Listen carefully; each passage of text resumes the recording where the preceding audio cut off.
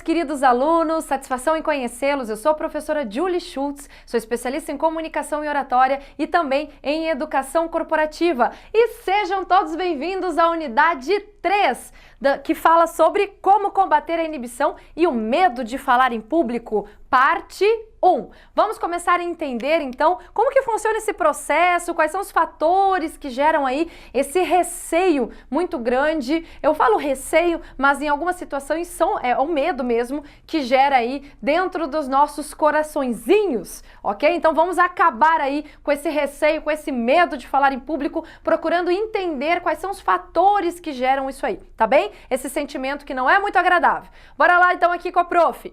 Vamos entender os fatores que aumentam o medo de falar em público. O primeiro é a falta de prática no uso das palavras e da leitura. Gente, é muito importante, por mais que as pessoas falem para você, pratica, leia um livro, leia. Às vezes a gente entende que, poxa, será que eu vou ler um livro? Será? Eu não sei que livro eu gosto. Bom, então para começar a compreender, eu tenho que entender que tipo de assunto eu gosto. Não dá para ficar lendo livros de indicações, se você não tem o hábito da leitura, não dá para ficar lendo livros de indicações de pessoas que já têm o hábito de leitura. A não ser que você diga, olha, eu não tenho o hábito de leitura e quero saber qual livro que você me indica. Aí já é uma outra situação. Já podemos conversar. Mas é muito interessante que essa descoberta seja sua, tá bem? Porque gosto é uma coisa muito particular. Então é importante que você entenda que seja aí um crepúsculo, qualquer livro, tá bem? Desde que seja de entretenimento, de autoconhecimento, de autoajuda, desde que você se sinta à vontade em estar lendo e que seja um assunto do seu agrado, tá bem? Fica a dica aí para quê? Para melhorar o seu vocabulário, para melhorar a questão da leitura. E uma dica bem interessante que eu posso dar aqui desde já para vocês é praticar a leitura em voz alta de determinado trecho do livro. Como, por exemplo, além de praticar em voz alta, pratique em frente ao espelho, porque dessa maneira você consegue escutar a sua voz e ao mesmo tempo olhar e perceber como que você se expõe, como é você no momento daquela leitura. Isso nós chamamos de autoconhecimento e ao mesmo tempo é uma prática, até mesmo muitas pessoas utilizam essa prática do espelho para vendas e muito para comunicação e oratória, que é o que nós estamos aprendendo aqui, tá bem? Fica a dica aí para vocês. Outro fator é o número considerável de pessoas, que é a situação que mais gera aí um certo receio. Quantas pessoas terão lá na apresentação? Ai, meu Deus, e agora? O que eles vão pensar? Será que eles vão gostar?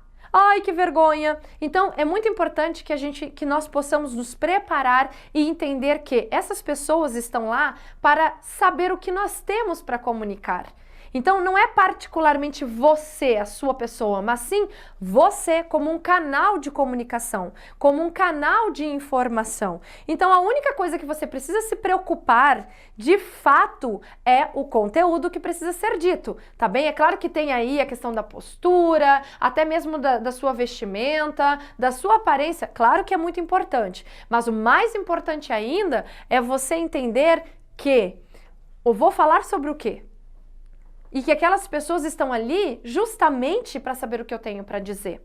E isso pode ser que elas não entendam sobre aquele assunto. Eu sou o detentor ou a detentora daquele conhecimento. Então eu estou ali para compartilhar com as pessoas este conhecimento. A primeira coisa que a gente precisa pensar é isso, ok? Porque julgamento, nós passamos o tempo todo por esse processo. Você que está em casa está nesse momento ou já passou por esse momento de também me julgar aqui no momento que eu estava ensinando para vocês. Todos nós julgamos. Então é importante você entender que o que você precisa fazer é dar o seu melhor dentro do que foi proposto ali para a sua apresentação, tá bem? Então, respira fundo e relaxa, ok? No bom sentido de ficar tranquilo.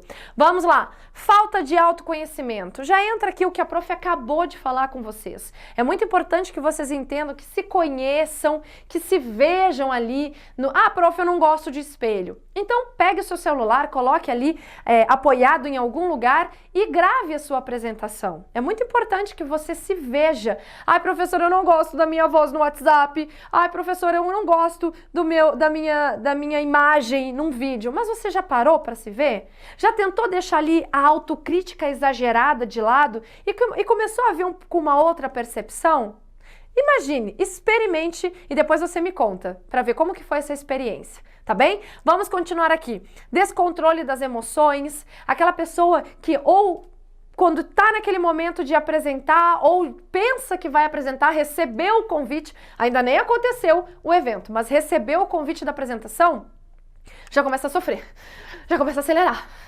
Ai, meu Deus. E já começa a chorar, ou já começa a dar risada, ou começa a ficar bravo. Então, cada um tem uma ação, tem uma reação, e é muito importante a gente controlar essas emoções. Naquele momento, como eu disse, você é um canal de comunicação que representa uma empresa ou representa ali um órgão público. Então, é muito importante, ou a sua própria empresa. Então, é muito importante que você entenda que ali você precisa estar, ó, tranquilo, zen ou dinâmico do seu jeito, como se fosse um bate-papo, uma conversa, como se você estivesse ali para compartilhar aquilo que você realmente sabe, tá bem? Ok? Tranquilo? Então vamos lá. Medo de ser julgado, avaliado ou de errar. Isso acontece por quê? Porque nós seres humanos, naturalmente, necessitamos de uma aprovação. É muito importante nos sentirmos aprovados de alguma maneira, ok? Que o nosso trabalho seja bem feito, que as pessoas gostem da gente. É claro que você não pode levar isso ao pé da letra e pensar que eu posso agradar 100% o meu público. Gente, uma regra, nunca iremos agradar 100% uma plateia, tá bem? Ou as pessoas que vêm até nós. É muito importante a gente entender isso, mas nós podemos fazer o nosso melhor possível. Consegue entender? E dentro das indiferenças, procurar sempre ter uma comunicação assertiva. Lembra lá do primeiro vídeo? Lembra lá? Muito bem, e muita resiliência, ok? Dentro dos problemas, das situações que ocorrem ali, você sempre procurar resolver a situação da maneira mais calma possível. E quando nós temos medo de ser julgado, medo de ser avaliado, medo de errar, calma, relaxa. Tá bem? Sabe por quê? Porque se você estiver bem preparado e se você estiver já conseguindo controlar as suas emoções, já ter praticado a sua apresentação, não se preocupe com o que os outros irão pensar. Naquele momento você não tem como prever o que a outra pessoa está pensando. Você tem como causar sentimentos e algumas impressões, mas você não tem como ter certeza o que passa na cabeça das pessoas. Até porque se a gente tivesse certeza absoluta, seria uma situação bem preocupante, não é mesmo? E assustadora. Então, neste momento, você só provoca estímulos positivos. Então, pense assim em dar o seu melhor naquele momento para aquelas pessoas vivendo um momento presente, tá bem? Agora, medo de errar, medo disso, às vezes a gente fica muito coberto dentro do medo, escondido dentro desses receios e acaba deixando de aproveitar as oportunidades que a vida vem trazendo para nós, ou já trouxe, você perdeu, mas que continua trazendo e ainda dá tempo de você aproveitar essas oportunidades. Então são fatores que é muito importante você virar a chavinha e tirar de dentro de você. Para isso, é preciso praticar e seguir as dicas aqui da Prof, tá bem? E aí nós vamos falar da falta do domínio sobre o assunto, porque tudo isso, medo de falar em público, gente, na maioria das vezes, é quando a gente não domina o assunto. Tá, Prof, mas eu conheço pessoas e a senhora já deve ter atendido pessoas que têm total domínio sobre o assunto, mas daí tem esses estímulos negativos, ok? De quê? De medo de ser julgado, avaliado, que é a autocrítica exagerada. Então toma cuidado.